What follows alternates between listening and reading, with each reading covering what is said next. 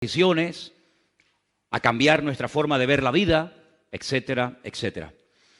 Ahora, si vamos al capítulo 11 del libro de Hebreos, y le pido por favor que vayan ya, ustedes van a encontrar que el capítulo 11 de Hebreos, cuyo tema central, como bien saben, es el tema de la fe, empieza dándonos una pequeña definición de lo que es la fe. Y aparecen dos sustantivos, el sustantivo certeza y el sustantivo convicción. Leamos el versículo 1. Dice, la fe es pues la certeza de lo que se espera, la convicción de lo que no se ve. Quiero volver a leer otra vez este versículo. Preste atención. La fe es la certeza de lo que se espera, la convicción de lo que no se ve. Los seres humanos creemos en millones de cosas que nunca hemos visto y probablemente nunca veamos. Así que no es una excusa el no ver a Dios para no creer en Él. Repito, hay muchas, millones de cosas en las cuales creemos, sin ninguna duda, y nunca hemos visto. Luego, el no ver no es excusa para no creer. Si solamente creyéramos en las cosas que vemos, pues imagínense los ciegos, imagínense los que nacen sin ver absolutamente nada, no podrían creer en nada. Porque si el principio es ver para creer, el ciego que no ve no podría creer. Por lo tanto, el no ver una cosa no es una excusa, repito, para no creer en ella. Algunos dirán, bueno, pero hay cosas que no vemos, pero se pueden demostrar que existen, efectivamente. Precisamente uso este argumento para dirigirme a todos ustedes y decirles que la fe de los cristianos no es una fe ciega, porque nosotros podemos demostrar las cosas en las cuales creemos. Por eso no está bien el decir que tenemos una fe ciega, porque la fe no es ciega.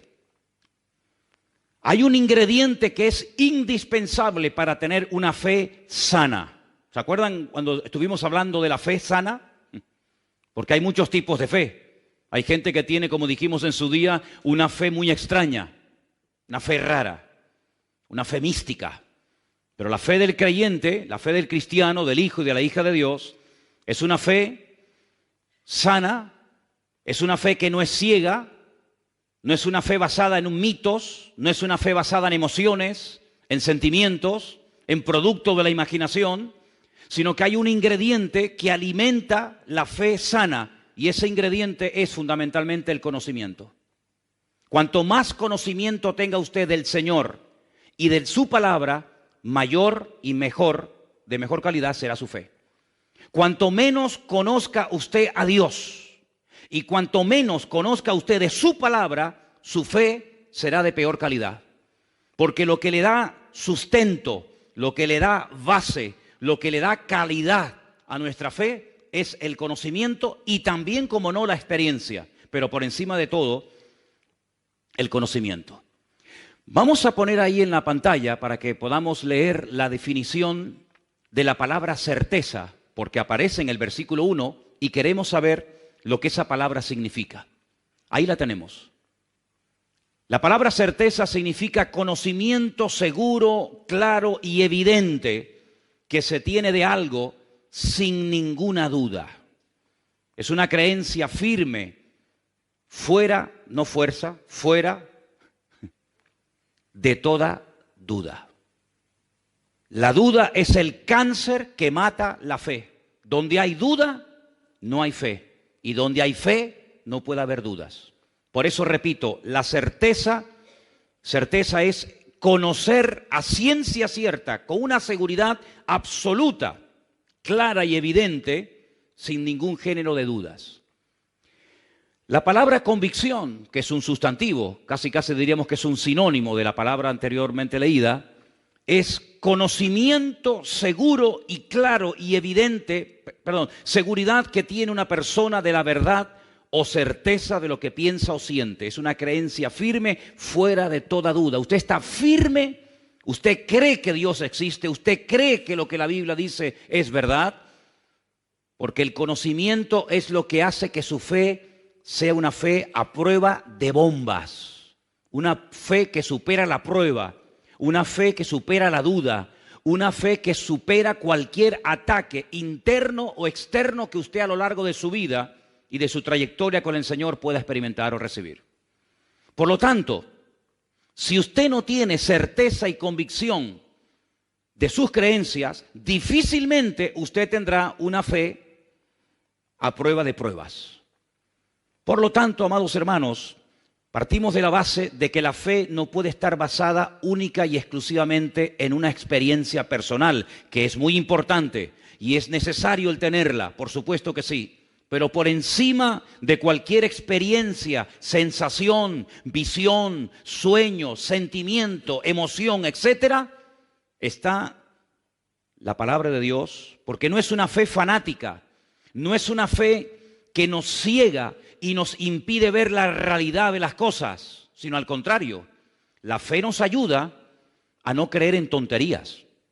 La fe nos ayuda a superar tradiciones que han estado por siglos y siglos impidiéndole a la gente tener una fe genuina en el Señor. Hay pueblos en este país, aquí en España, en este país donde vivimos, que por encima de la fe y de lo que dice la palabra de Dios está la tradición. En otras palabras, la tradición manda. Y cuando le preguntas a muchas personas de este país, ¿y ustedes por qué hacen eso? ¿Y por qué practican tal cosa? ¿Y por qué hacen esto con estos animales? ¿Y por qué hacen esta festividad? Te dicen, por la tradición.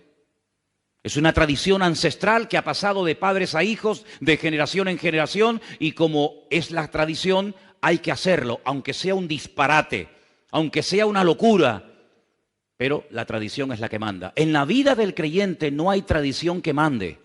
En la vida de cualquier hijo de Dios, lo que tiene que ser la base y el fundamento sólido que le da consistencia a todo el resto de nuestra vida es la palabra de Dios, el conocimiento fidedigno de la palabra de nuestro Dios. ¿Cuántos dicen amén? En otras palabras, racionalmente hay que creer en Dios, no fanáticamente. La Biblia dice en el libro de Romanos, concretamente en el capítulo 12, que la fe del creyente está basada también en la razón. Él es nuestro culto racional, dice la Biblia. Creemos en cosas que se pueden demostrar, porque si no se pueden demostrar, ¿cómo voy a creer en algo que no se puede demostrar? No somos locos. Yo creo en Dios porque puedo demostrar que Dios existe. Yo creo en la Biblia porque puedo demostrar que la Biblia es la palabra de Dios. Por eso no creo en el Corán como palabra de Dios, porque nadie me puede comprobar, nadie me puede demostrar que el Corán es la palabra de Dios. Por eso no creo en las imágenes, porque nadie me puede demostrar que esa es la forma como Dios quiere que se le adore y como quiere que un ser humano se le acerque a Él. Por eso no creo en tantas tradiciones y costumbres populares que están tremendamente arraigadas en la cultura de los pueblos, porque son simplemente eso, culturas, mitos, leyendas, tradiciones, pero que no tienen ninguna base y no tienen ningún fundamento bíblico. Pero lo que nosotros creemos, absolutamente todo lo que nosotros creemos, se puede demostrar. Y por eso nuestra fe no es una fe ciega, ni loca, ni fanática, sino es una fe robusta y una fe racional. ¿Cuántos dicen amén? Ahora bien, todo lo que nosotros creemos hasta el día de hoy nos ha llegado de la boca de otras personas. No nos levantamos una mañana y de repente comenzamos a creer en Dios, a leer la Biblia y a descartar una serie, como acabo de decir, de tradiciones y de costumbres, porque simplemente nos levantamos por la mañana y entró un rayo de luz por la ventana que nos aclaró todas las dudas y todas las interrogantes. No, no es nuestro caso, no ha sido nuestra experiencia.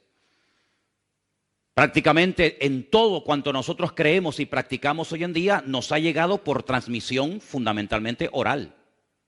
Porque otra persona nos habló del Señor y a esa persona le habló una persona y así es como los eslabones de una cadena. Ahora, lo que nos ha llegado a nosotros como palabra de Dios, lo que nos ha llegado a nosotros acerca de la vida de Cristo y de sus milagros, de su muerte, de su resurrección, etcétera, etcétera, goza de credibilidad. Es decir, nos podemos fiar que lo que nos han predicado Y lo que nos han dicho las gentes a lo largo de los 2000 años de historia de la iglesia es verdad. ¿Te has preguntado alguna vez si lo que leemos en la Biblia realmente era así? ¿O no era realmente como nos han dicho? ¿Cuánto tiempo ha pasado? ¿Cuántas generaciones han pasado desde la época de Jesús hasta hoy en día? Déjeme que les dé un pequeño dato. Cuando usted comienza a leer el Evangelio según San Mateo, usted se encuentra que en el capítulo 1 hay un enorme árbol genealógico de los antepasados del Señor Jesucristo. ¿Sí o no? Fulanito engendró a fulanito y fulanito engendró a tal. Y usted va retrocediendo en el tiempo y usted llega al principio de ese árbol genealógico que demuestra que Cristo era descendiente de la casa del rey David, por consiguiente de la tribu de Judá. Dice que desde Abraham hasta Cristo pasaron 42 generaciones. Ahora, muchos de los que están aquí, o algunos de los que están aquí, cuando leen, por ejemplo, un libro de arqueología, o los que están estudiando en institutos y universidades, muchas veces se te dan datos y se te dan fechas realmente que te dejan con la boca abierta, pero nadie los pone en tela de juicio. Por ejemplo, cuando se descubre un fósil, un hueso o algo por ahí, te dicen, esto tiene 10 millones de años. Y a veces tengo la sensación que cuanto más millones de años tenga, como que más fe hay que tener en eso. Y te dicen, no, este dinosaurio vivió hace 250 millones de años. Y nadie cuestiona la barbaridad de millones que le ponen, la cantidad de ceros que le añaden a la derecha a esa cifra. Sin embargo, si yo les dijera que desde Cristo hasta hoy en día han pasado simplemente 50 generaciones, si ponemos que una generación, según la Biblia, duran 40 años, 50 por 40 son 2000. Es decir, tenemos que creer que ese hueso, que ese dinosaurio, que esa piedra o lo que sea, tiene 100 millones de años y nadie puede decir ni mu, porque lo ha dicho el señor fulano de tal. Pero si yo os digo que de aquellas personas que vieron, hablaron y caminaron y palparon y reconocieron al Señor, simplemente han pasado 50 generaciones, que no es nada, 2000 años, todo el mundo se pone como en guardia. ¿Cómo es posible que no haya ningún problema a la hora de aceptar millones de años para una cosa y todo tipo de objeciones y de problemas y de trabas se ponen cuando hablamos de que desde Cristo hasta nosotros hoy en día han pasado aproximadamente 50 generaciones o 2000 años? ¿Por qué? Porque hablamos de Cristo. Y cada vez que se menciona o se habla de Cristo, automáticamente la gente se pone en guardia. Nadie se pone en guardia cuando te dicen que este hueso tiene 200 millones de años. Nadie. 200 millones de años, perfecto. Pero todo el mundo, o mucha gente, cuando hablas de Cristo y de la credibilidad de la Biblia y de la credibilidad de los manuscritos de la Escritura y de la antigüedad y del tiempo, se ponen en guardia. Pues déjenme decirles algo. Hay mucho más base para creer en las personas que vieron, caminaron y oyeron y aprendieron directamente de los labios de Cristo, que para creer que ese hueso tiene 250 millones de años. Porque los sistemas de datación de las cosas, de los huesos, de las piedras, etcétera, muchas veces falla. De hecho, se han aplicado sistemas de medición sobre animales que están vivos, como por ejemplo el carbono 14 o la radiación que queda en una piedra, en algo cuando pasa el tiempo, y han dado que tiene millones de años y el animal estaba vivo y no se había muerto. Sin embargo, las personas que le conocieron gozan de toda nuestra credibilidad y de todo nuestro respeto, porque fueron testigos oculares del hecho que marcó un antes y un después en la historia de la humanidad. Sabemos cómo se llamaban, dónde vivían. Podemos hasta el día de hoy visitar los lugares donde vivieron, donde caminaron, donde predicaron, donde fueron torturados, donde fueron encarcelados, etcétera, etcétera. Incluso, fijaros qué interesante esto, los que le perseguían, es decir, los peores enemigos, utilizando la literatura, hablaron y todos sus enemigos coinciden que lo que ellos decían es lo que había ocurrido, pero que no querían aceptarlo. Tenemos muchas cartas y manuscritos de personas ateas, de personas que eran enemigos del cristianismo, que escribían y decían, es que están empeñados en decir que su Dios, que su Señor, que su Mesías murió en una cruz, y que dicen todos que resucitó al tercer día. No había ningún tipo de dudas entre ellos, sino que estaban unidos, y podemos decir que no solamente por lo que dijeron y por lo que escribieron, sino que la arqueología, la literatura y la historia nos permiten a nosotros los cristianos hoy en día afirmar con toda certeza y convicción que todo cuanto nosotros creemos hoy en día no es producto de la imaginación ni de una locura, sino que tenemos una fe basada en un conocimiento certero de que la palabra de Dios está a prueba de bombas. Si alguien aquí ha cuestionado la Biblia, permíteme decirte que antes que tú ha habido millones de personas que han criticado y han dicho todo tipo de barbaridades en contra de la Biblia. Y muchos de los que comenzaron a meterse en contra de la Biblia y a investigar y a estudiar y a profundizar, porque la fe no impide investigar, la fe no impide, ¿verdad?, el razonar, el preguntar, el indagar, no, en absoluto. Es una fe racional, Él es nuestro culto racional, repito. Muchas de esas personas terminaron convirtiéndose y dándose cuenta de que era dura cosa es dar cosas contra el aguijón y mejor es convertirse a Cristo que ponerse a Cristo en su contra. Por lo tanto, queridos hermanos y amigos, tenemos una fe a prueba de bombas. ¿Cuántos dicen amén? Pero esa fe y ese conocimiento nos tiene que llevar a la acción. Porque entonces, ¿para qué nos sirve a nosotros todo lo que estamos escuchando esta noche? Simplemente para presumir y decir, wow, tenemos una fe a prueba de bombas. Tenemos una Biblia que es una pasada, un libro matemáticamente perfecto. No, hermano, no simplemente es para que presumamos de que tenemos un Dios poderoso, sino para llevarnos a una vida práctica, para llevarnos a la acción y para que todo lo que hagamos después de haberle conocido a Él afecte todas las áreas de nuestra vida. Lo familiar, lo psicológico, lo mental, lo económico, absolutamente todas las áreas de la vida tienen que estar impregnadas por la fe que tenemos. Ahora bien, esa palabra tan usada en el libro de Hebreos capítulo 11, la fe, la palabra emuná del hebreo, es una palabra que también tiene otras traducciones, no solamente fe, sino que también se puede traducir por lealtad y por confianza. La misma palabra. ¿Por qué? Porque no hay ninguna garantía que cuando una persona conozca la verdad va a hacer caso y obediencia a la verdad. No hay ninguna garantía. De hecho, hay personas que saben perfectamente que están haciendo algo mal, que les puede causar la muerte, lo saben y lo siguen haciendo. Luego, no hay ninguna garantía que cuando una persona se exponga y conozca la verdad, diga, Señor, perdóname, tú tienes la verdad. Sino puede ser, y no es la primera ni la última vez, que una persona que conoce la palabra, que conoce la verdad, que ha entendido el Evangelio, viva de espaldas al Evangelio. No es la primera vez. Por lo tanto, cuando hablamos de fe, tenemos que preguntarnos, ¿vamos a ser obedientes a lo que aprendemos? ¿Vamos a ser coherentes con nuestra fe? ¿Cómo demuestro que soy obediente y coherente con la fe que tengo? A través de las acciones que hago. Porque si mis acciones contradicen a la fe que digo tener, mi fe probablemente no es una fe sana, sino es una fe muy particular, muy personal, donde yo pongo las reglas en vez de someterme, como tengo que hacer, a las reglas y a los principios de nuestro Dios. ¿Cuántos dicen amén? Dígale al que está a su lado, nuestra fe no es ciega, nuestra fe es una fe racional, basada en el conocimiento. Aleluya.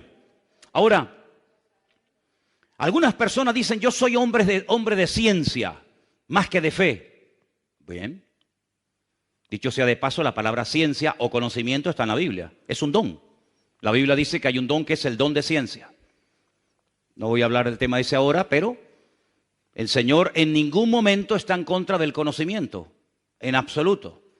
El Señor Jesucristo una vez le dijo a unos, ustedes hacen las cosas mal porque no conocen, porque no tienen conocimiento de las Escrituras. Y por eso no conocen el mover de Dios. Por eso cuestionan los milagros. Por eso cuando yo sano a una persona, dudan de que esa persona verdaderamente estuvo enferma. ¿Se acuerdan, por ejemplo, en Juan, En el Evangelio según San Juan, capítulo 9, dice que el Señor sanó a una persona que era ciega de nacimiento. No que había perdido la vista, sino que fue ciego desde el vientre de su madre hasta que el Señor lo sanó. Juan capítulo 9. Y cuando fue sanado, llamaron a sus padres porque los judíos decían: mientes, tú nunca fuiste ciego. Y entonces vinieron los padres y dijeron: nuestro hijo nació ciego. Pero no nos preguntéis a nosotros, sino preguntadle a él porque ya tiene edad, porque dice la Biblia que tenía 40 años. Cuando una persona no conoce al Señor ni conoce su palabra, puede llegar a cuestionar todo. Por eso hay personas que cuando tú le abres tu corazón y le cuentas tu testimonio,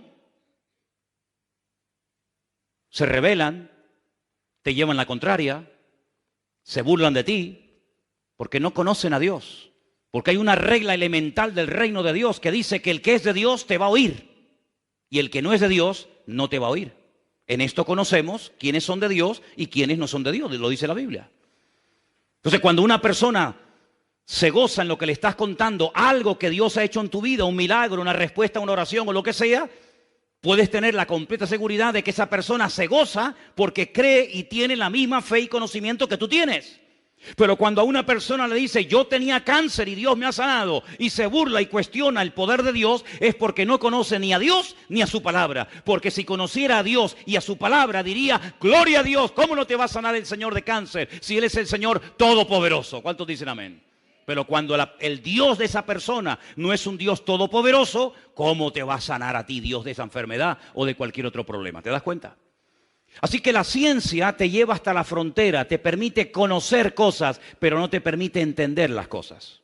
Por eso hay gente de ciencia que conoce, pero no entiende. Sin embargo, si vamos a Hebreos capítulo 11, en el versículo 3, fíjate, porque yo una de las razones por las cuales le pedí que ustedes estudiaran y leyeran el capítulo 11 de Hebreos es para que se dieran cuenta la cantidad de cosas que se pueden hacer en la vida cuando una persona tiene fe en Dios. Y dice en el versículo 3, por la fe entendemos. Ay, amigo, no solamente conocemos. Yo para conocer muchas cosas no necesito tener fe. Pero para entender muchas cosas tengo que tener fe, porque el conocimiento no me lleva al entendimiento. Me da una información con la cual puedo incluso estar en contra. Pero dice que por la fe entendemos haber sido constituido el universo por la palabra de Dios. De modo que lo que se ve fue hecho de lo que no se veía. Luego lo visible viene de lo invisible. Ahora, el día que Dios diseñó y creó el universo, no habían testigos, no había ningún notario tomando nota, no había nadie que pueda decir: yo estuve allí y efectivamente fue así. Yo lo vi cuando le dijo a la nada: sea la luz, y la luz apareció de la nada. No hay testigos, ni siquiera uno. Y entonces es cuando tenemos que recurrir al documento oficial donde Dios da testimonio de sí mismo. Y ese documento oficial que Dios utiliza para dar testimonio de sí mismo es su palabra. Lo que Él pensó se materializó cuando lo dijo. Pero si Dios simplemente hubiera dicho: sea la luz o sea tal y cual otra cosa, y esa palabra, esa orden, ese mandato no se hubiera escrito, ¿cómo sabríamos tú y yo que Dios creó el universo con el poder de su palabra sin tener ningún tipo de materia prima en la mano? Hermanos, para hacer este púlpito hizo falta un material llamado metacrilato. Para construir o hacer esta plataforma se necesitó madera. Para construir este edificio hizo falta cemento, arena, etcétera, etcétera. Pero Dios no necesitó materia prima para crear el universo, sino que lo único que, entre comillas, utilizó o usó el Señor fue el poder de su palabra. Y esa declaración, esas 6 veces que Dios da órdenes a la nada, las tenemos registradas en el único documento oficial que atestigua y da fe que lo que Dios hizo se cumplió. Y ese documento, gracias al Señor, lo tenemos aquí en la mano. Y se llama la Biblia, la palabra de Dios. ¿Qué es lo que puede presentar el hombre como contraargumento? Teorías. Teorías no demostrables. Opiniones, especulaciones, hipótesis. Y hay 10 o 12 opiniones diferentes acerca del origen de todo esto. Por ejemplo, ya Aristóteles, el famoso filósofo griego, decía que la creación es eterna, que siempre ha existido. El sol siempre ha existido, la luna siempre ha existido, la tierra, el universo siempre ha existido. Pero sin embargo eso no es verdad. Todo lo que vemos tuvo un inicio, tuvo un comienzo. Y todo comenzó con una orden, con un mandato de la boca de nuestro Dios. Y el documento, repito, que da fe de que efectivamente eso fue así, está en su palabra. Dijo Dios, sea la luz, y fue la luz. La Biblia no se escribió para convencer a nadie de nada. La Biblia no es un libro cuyo objetivo fundamental es convencer al inconverso de que existe Dios. Ese no es el objetivo de la Biblia. El objetivo de la Biblia no es demostrar que Dios existe. El objetivo de la Biblia no es ese. La Biblia ya desde el principio comienza mencionando a Dios en primera persona. Dijo Dios, sea la luz, y fue la luz. Y ya lo da por hecho. Incluso la misma Biblia dice que el necio dice en su corazón que Dios no existe. El necio. Porque hay que ser necio. Y yo me remito a la palabra de la Biblia. Hay que ser un necio para decir que Dios no existe. El día que a mí me demuestren que Dios no existe, ese día nos sentaremos y hablamos. Pero de momento no he encontrado en todos los años que tengo a nadie que sea capaz de demostrarme que Dios no existe. Algunos me dicen, demuéstrame tú que tu Dios existe. Digo, no, vamos a hacerlo al revés. Empieza tú. Empieza tú. Ustedes son mayoría, ¿no? Los que dicen que Dios no existe, pues presentadme argumentos para demostrar que Dios no existe. Y nadie te va a poder demostrar que Dios no existe. Absolutamente nadie. Ahora bien, las dos palabras que aparecen ahí en el versículo 1, certeza y convicción, todos ustedes saben que la Biblia se escribió fundamentalmente en dos idiomas. El Antiguo Testamento se escribió en la lengua sagrada, el hebreo, y el Nuevo Testamento se escribió en el idioma culto de la época, que era el griego, ¿vale?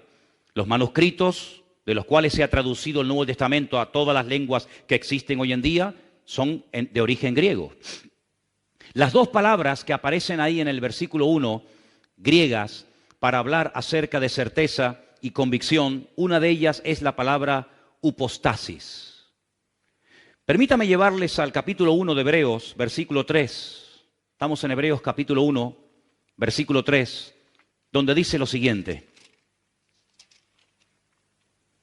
El cual, siendo el resplandor de su gloria y la imagen misma de su sustancia, esa es la palabra que les acabo de mencionar, y quien sustenta todas las cosas con la palabra de su poder, habiendo efectuado la purificación o la limpieza de nuestros pecados por medio de sí mismo, se sentó a la diestra de la majestad en las alturas.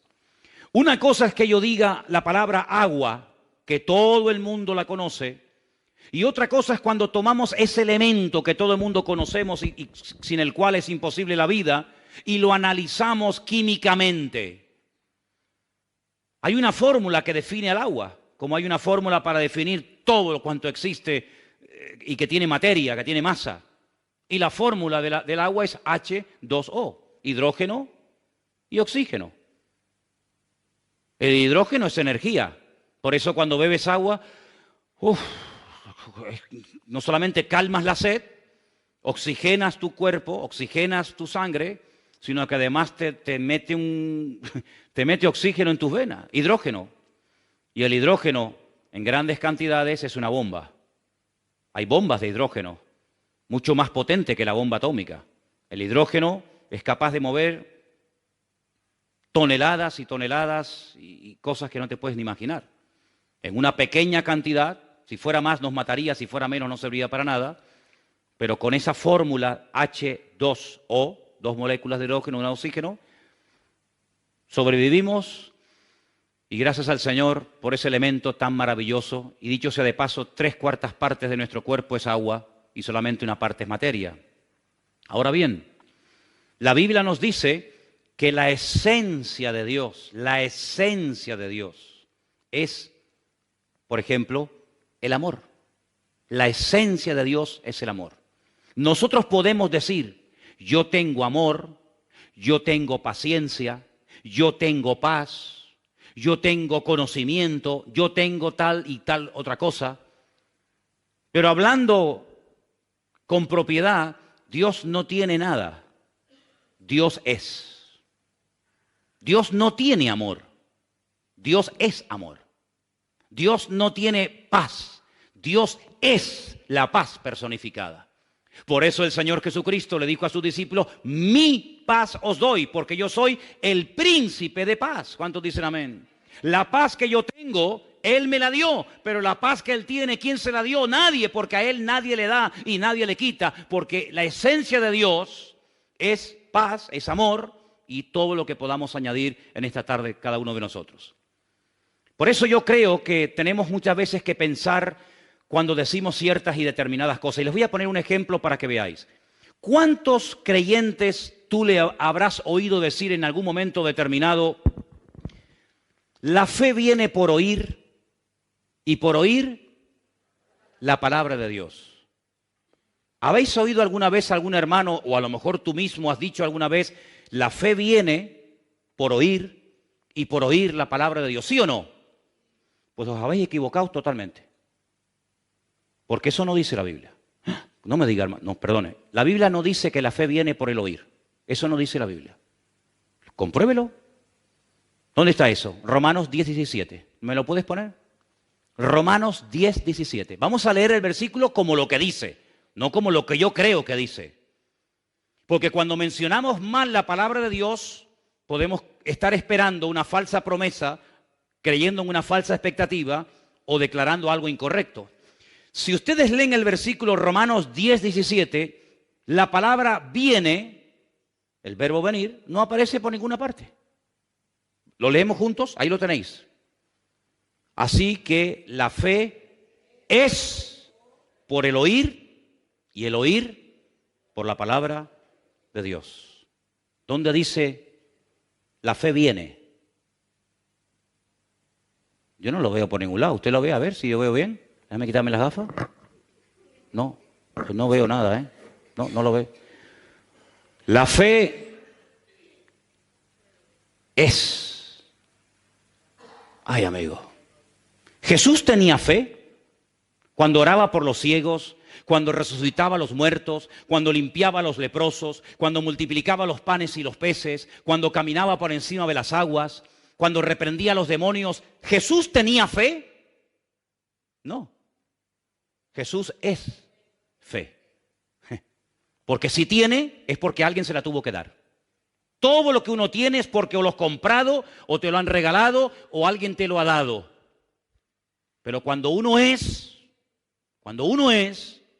por eso en hebreo el verbo tener no existe. ¿Sabían eso? Se declina una palabra, se declina una letra, la letra Shin. No existe el yo tengo, tú tienes, él tendrá, nosotros tenemos. No, se declina una palabra porque el tener no existe. Aquí el único que tiene, pero más que tener, el único que es y que da es nuestro Señor Jesucristo, es nuestro Dios. Y quiero decirles que en ese texto de Romanos 10:17, en todos los manuscritos no aparece la palabra Dios.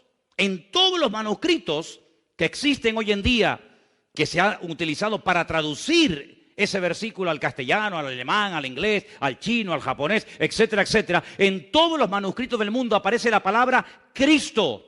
Ponlo otra vez. Así que la fe, dice, es por el oír y por oír la palabra de Cristo. Eso dice en el griego original. No hay ningún manuscrito donde aparezca la palabra Dios. Pero bueno, es que Dios es Cristo, ¿no? ¿Y Cristo es Dios o no? Pero para hablar con propiedad, los manuscritos dicen Cristo. Es decir, la fe está basada en un conocimiento, en una certeza y en una convicción que me cambia la vida radicalmente. Pero ¿cómo se alimenta ese conocimiento?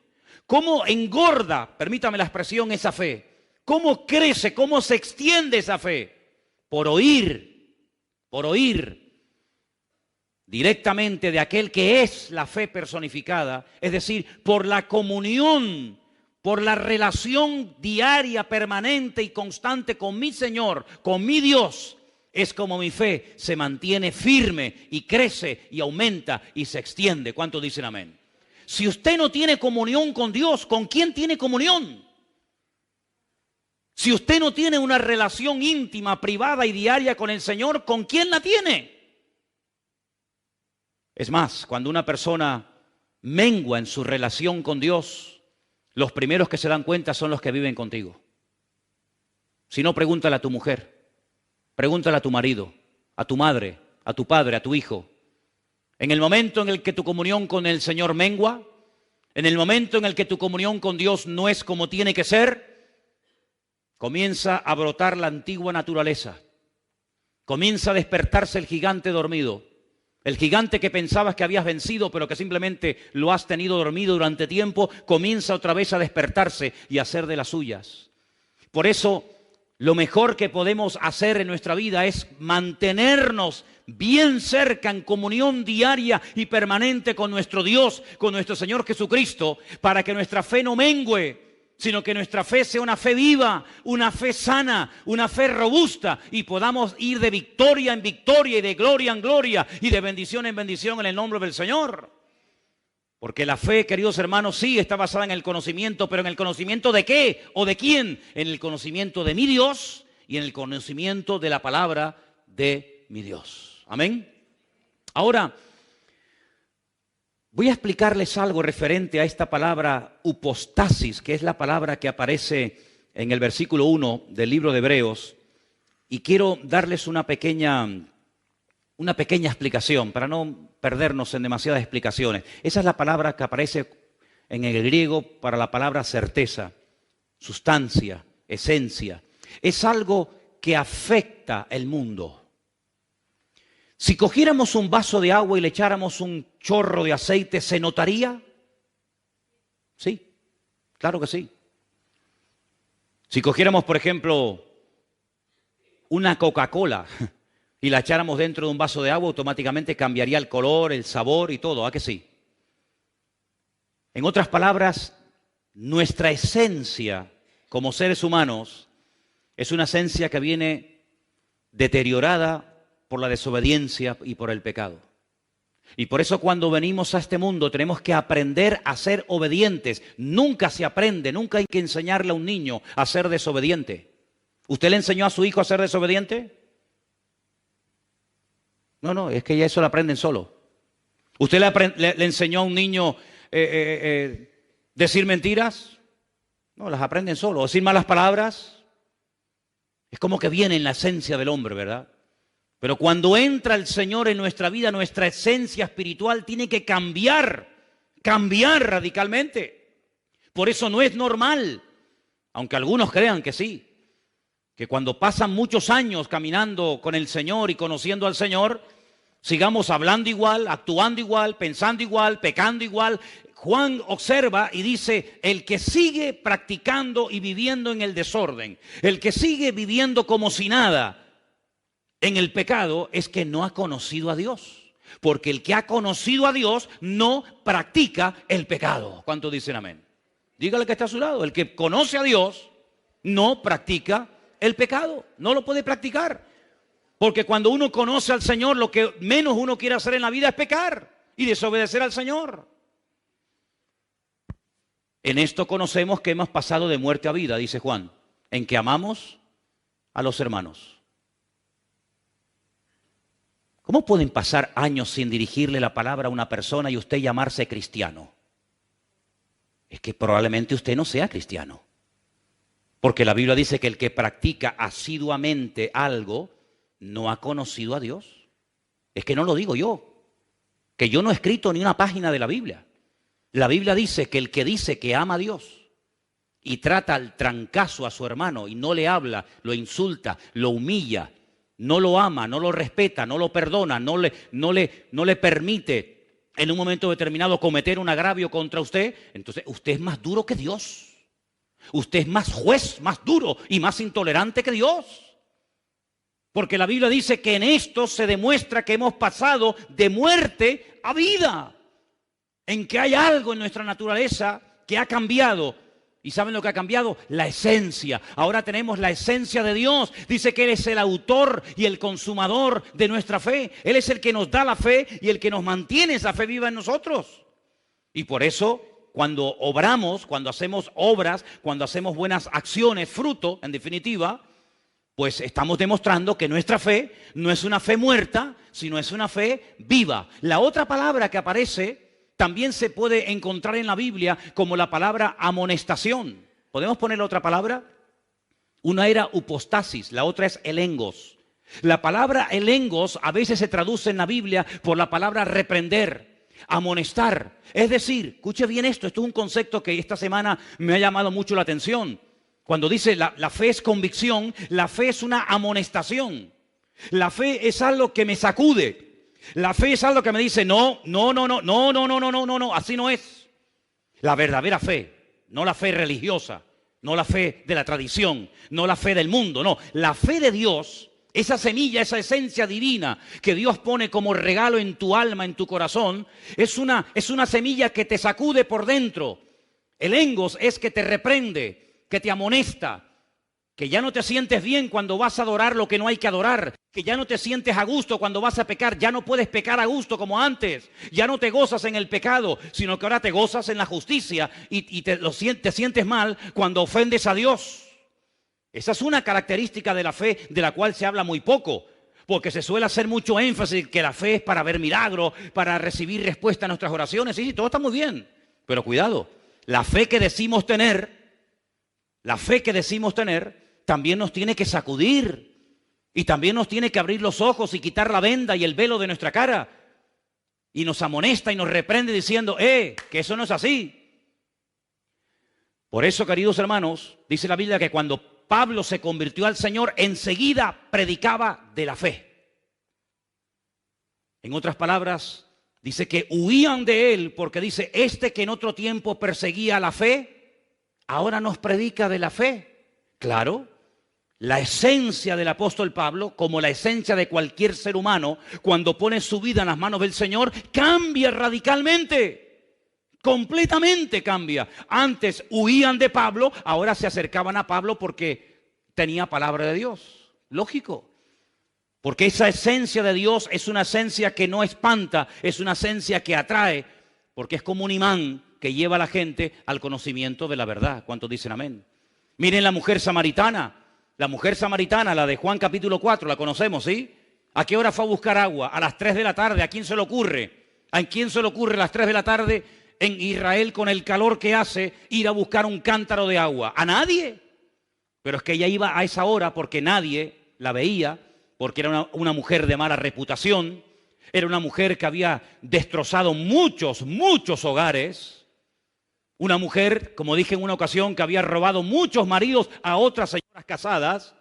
Y entonces ella iba a esas horas tan extrañas de la tarde porque resulta de que nadie la iba a cuestionar y nadie la iba a ver. Pero allí estaba el Señor. Y el Señor, como saben, le pide agua. Y el Señor, hay un momento en el que se le queda mirando y le dice, ¿sabes? ¿Por qué no vas a la ciudad y le dices a tu marido que venga? Qué sabiduría, ¿no? Ella le dice, es que yo no tengo marido. Dice, muy bien. Fíjate, no ocultó su realidad. Dice que el que encubre no prosperará. Muy buena respuesta, mujer. Has dicho lo correcto, no tengo marido, pero te recuerdo que ya has tenido 5. 5. Y el que ahora tienes tampoco es tu marido. Ya iba con 6 y ninguno de los 6 era su marido. Entonces la mujer se queda sorprendida, se va a la ciudad, oyen al maestro, cambian de vida y cuando el Señor se va a los 2 o 3 días de Samaria, dicen los samaritanos la siguiente palabra.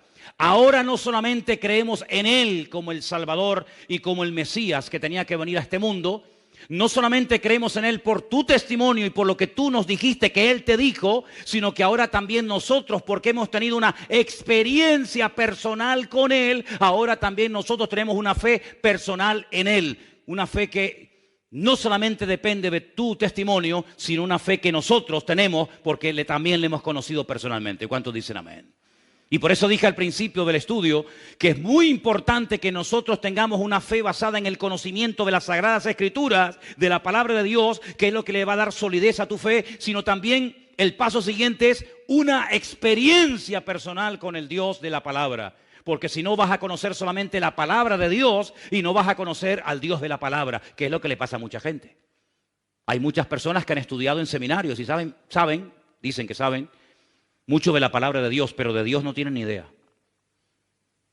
Cada vez que voy a Israel me pasa lo mismo.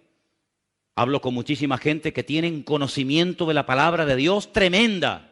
Libros enteros de la Biblia se saben de memoria, cosa que ninguno de nosotros sabemos. No hay nadie aquí que se sepa un libro de la Biblia de memoria. Nadie. Y allí en Israel hay miles de personas que se saben libros y libros enteros de la Biblia de memoria.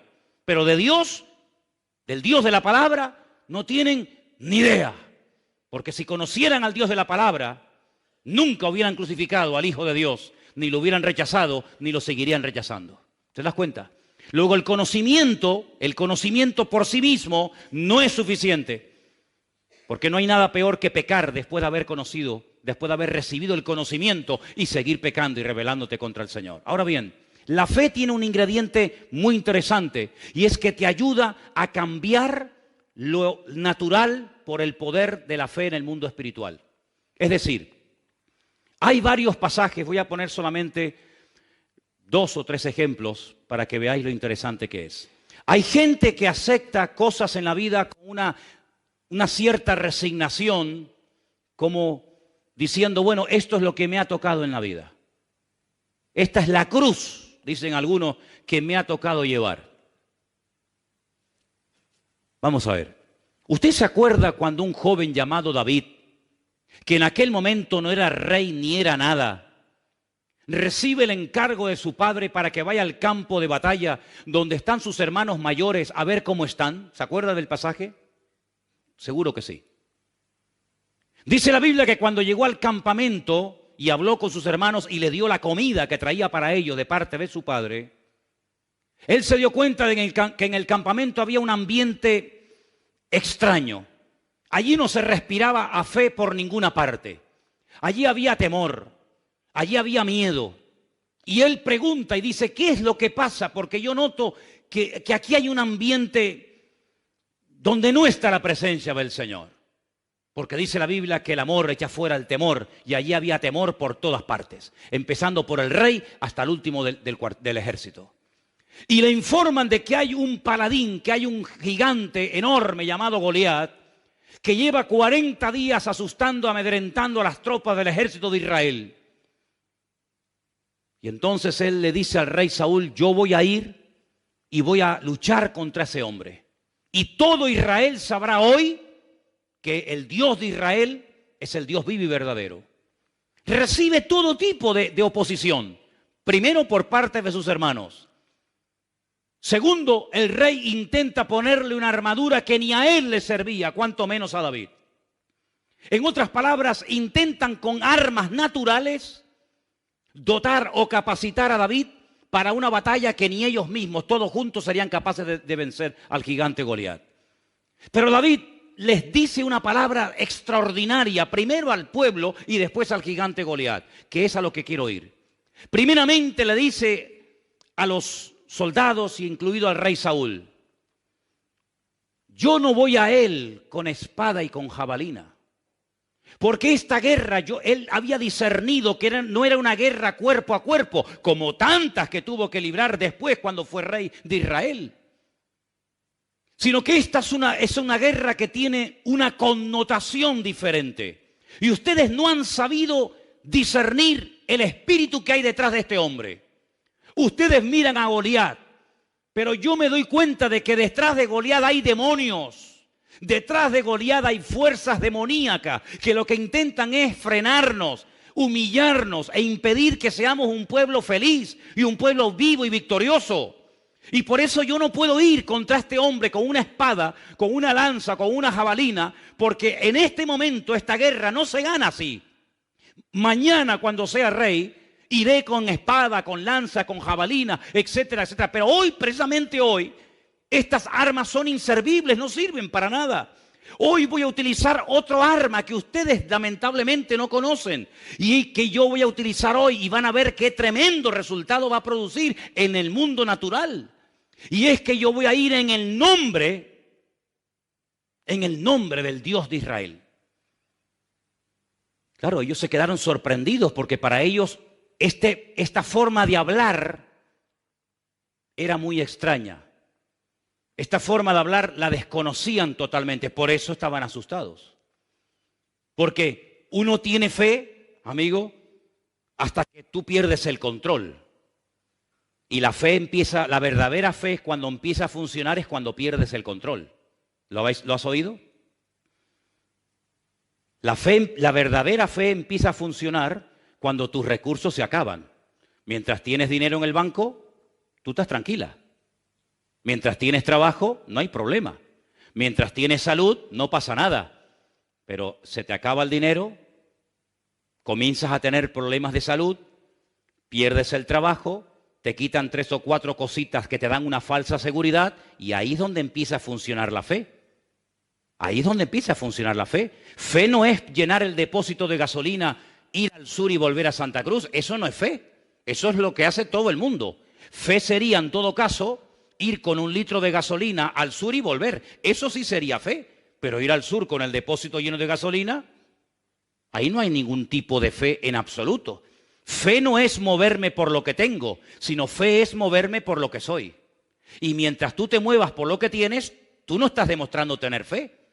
Pero cuando tú te mueves no por tus recursos naturales, sino por los recursos divinos, amigo, ahí donde verdaderamente se demuestra quién tiene y quién no tiene fe. Yo voy a ir desarmado, sin casco, sin escudo, sin jabalina, sin lanza, sin espada, sin puñal, a cuerpo descubierto, pero voy a ir protegido y cubierto por un nombre, que es sobre todo nombre. Y entonces cuando llega al campo de batalla, yo ya a ustedes les he dicho lo que tenía que decirles. Mediten en lo que les acabo de comentar. Y ahora me voy al terreno de la realidad, porque la fe no trabaja en la imaginación, la fe trabaja en el terreno de la realidad. Sí, es muy bonito lo que le has dicho a tus hermanos, sí, has quedado muy bien, qué bien. Sí, pero ahora vete al campo de batalla y demuéstralo. Es muy bonito decir, yo soy la resurrección y la vida, el que cree en mí aunque esté muerto vivirá. Eso también lo digo yo. Sí, pero ahora tienes que pasar el examen. Ahora vete al cementerio y saca al muerto de la tumba. No dices que eres la resurrección y la vida, demuéstralo.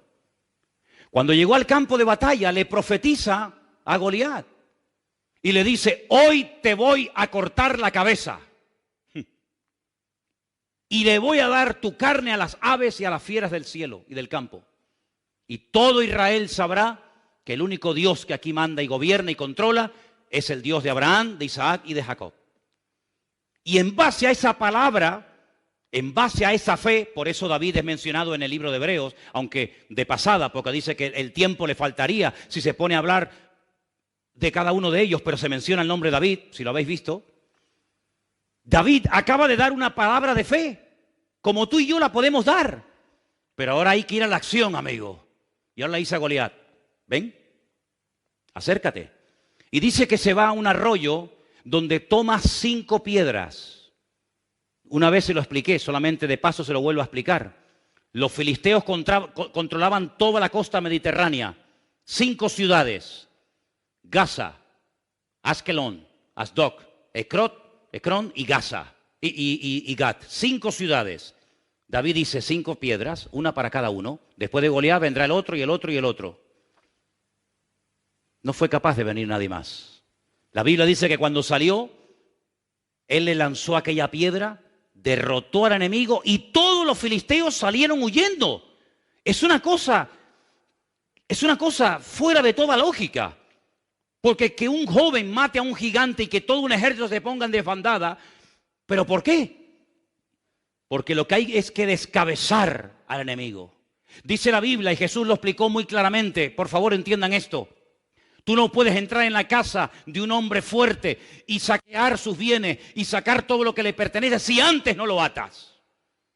¿Cómo te vas a meter tú en la casa de un hombre que es más fuerte que tú, quitarle todo y llevártelo a tu casa? Es imposible. Primeramente habrá que reducirlo, atarlo, esposarlo, amarrarlo, y luego entras y te llevas las cosas. No es que estás dando una lección para saber cómo robar, cuidado.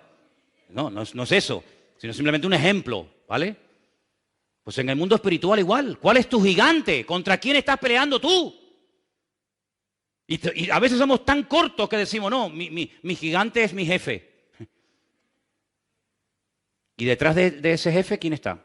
No, mi gigante es mi marido, mi esposa, mi vecino, mi fulanito de tal. No tienes visión espiritual, amigo. Pero dice la Biblia cómo obtener visión espiritual. Lo dice la Biblia, no es el tema, pero yo leía hoy en 2 de Corintios que cuando Moisés bajó de la montaña, era tal el resplandor de la gloria de Dios en su rostro que dice que se tuvo que poner un velo por delante de la cara. Y Pablo dice, eso me sirve a mí para explicarles algo a ustedes, judíos. Escúchenme, vengan para acá. Ustedes cuando leen y no entienden, ¿sabéis por qué? Porque tenéis el mismo velo que Moisés tenía sobre el rostro. Pero cuando ustedes se conviertan a Cristo, el velo que les impide entender, no conocer, entender, se quitará y entonces podrán entender las profecías y la palabra.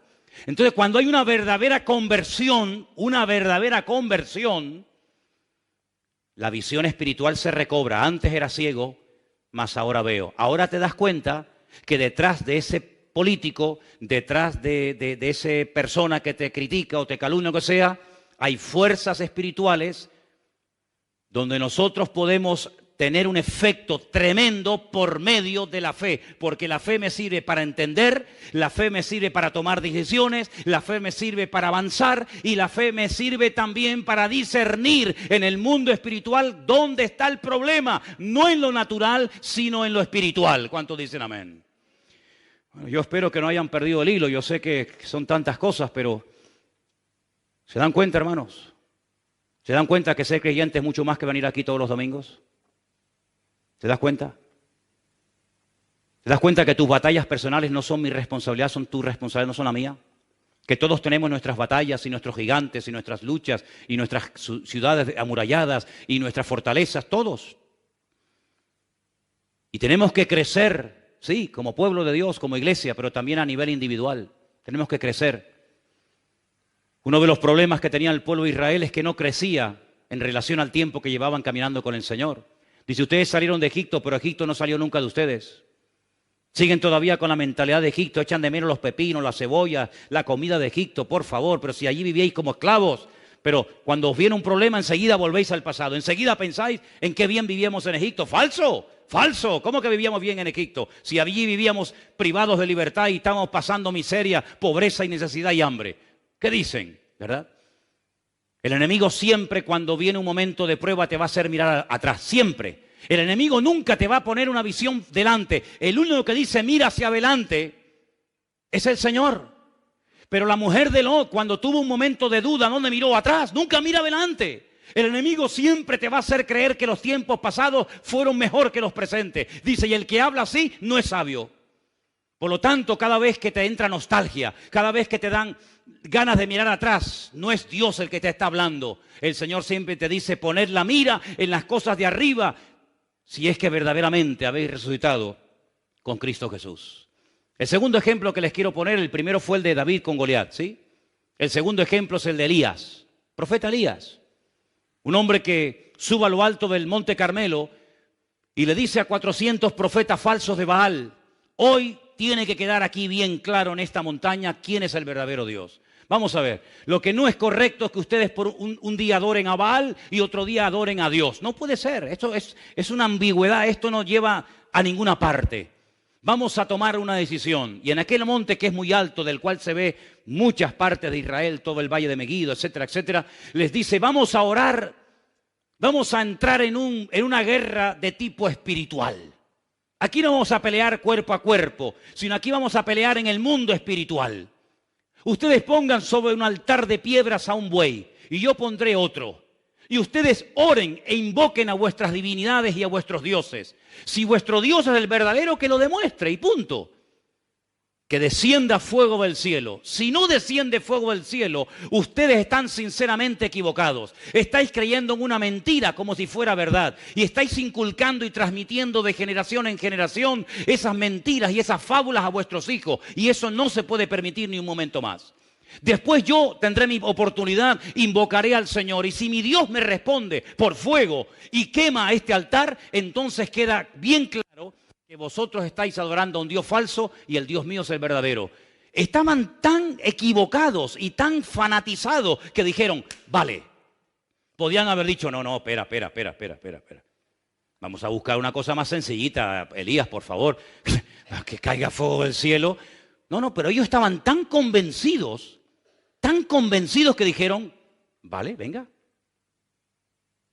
Es increíble cómo la gente puede incluso llegar a dar la vida por una mentira, creyendo que está muriendo por una verdad. Es terrible. La fe religiosa es peligrosa. La fe religiosa puede llevarte a cometer barbaridades. Oraron desde la mañana hasta el atardecer y allí no hubo ninguna respuesta hasta que le tocó el turno a Elías. Y dice la Biblia que cuando Elías oró, previamente había dicho que le echaran agua a la leña, que le echaran agua al altar, etcétera, y cayó fuego del cielo. Allí se demostró que el Dios de Israel era el Dios vivo y verdadero y no Baal al cual ellos adoraban. Esa no fue una guerra de un ejército contra otro ejército. Esa no fue una guerra de tipo natural, fue una guerra de tipo espiritual. Israel se enfrentó en lo natural muchas veces en el pasado con amorreos, filisteos, cananeos, moabitas, amonitas, ¿de acuerdo? Pero las batallas que tú y yo libramos hoy en día no son físicas. Nuestra pelea no es contra sangre y carne, dice Efesios capítulo 6. Las armas de nuestra milicia no son carnales. Nosotros, dice la Biblia, que peleamos contra principados, contra potestades, contra gobernadores de las tinieblas de este siglo, contra huestes espirituales de maldad en las regiones celestes. Y hay cristianos que ahí no saben pelear. No, ahí no saben, no tienen ni idea. No tienen ni idea. Y es ahí donde el Señor en este 2017, a todos y a cada uno de nosotros, a los que quieran, nos quiere llevar a pelear la buena batalla. A pelear no contra el jefe que te trata mal y te humilla, no contra el profesor que la tiene según tú tomada contigo, no contra el vecino que te tiene amargada la vida y te raya el coche y te tira basura por la ventana, no contra fulano y... No, por ahí no van los tiros, amigo. Sino aprender a leer, aprender a discernir en el mundo espiritual y darte cuenta que hay cosas que no vienen de Dios.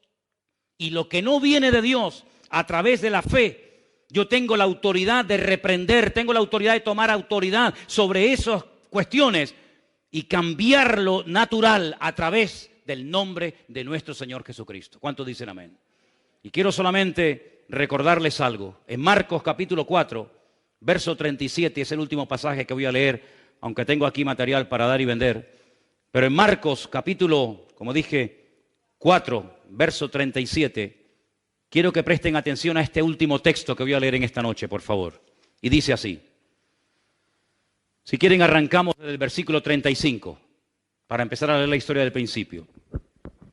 Aquel día, cuando llegó la noche, les dijo, pasemos al otro lado. Pasemos al otro lado. Ya hemos estado mucho tiempo en esta orilla. Despidiendo a la multitud, le tomaron como estaba en la barca y había también con él otras barcas. Pero se levantó una gran tempestad de viento y echaba las olas en la barca de tal manera que ya se anegaba. Ahora, no estamos hablando de un transatlántico. Estamos hablando de pequeñas embarcaciones donde si entra mucha agua, lo más probable es que nos hundamos aquí todos y puede haber algún muerto. De hecho, ¿cuánta gente, cuántos miles de personas han muerto cruzando de diferentes partes del mundo hacia Europa porque el tipo de embarcaciones en el que vienen no sirven para nada? Pues aquí hay un ejemplo bíblico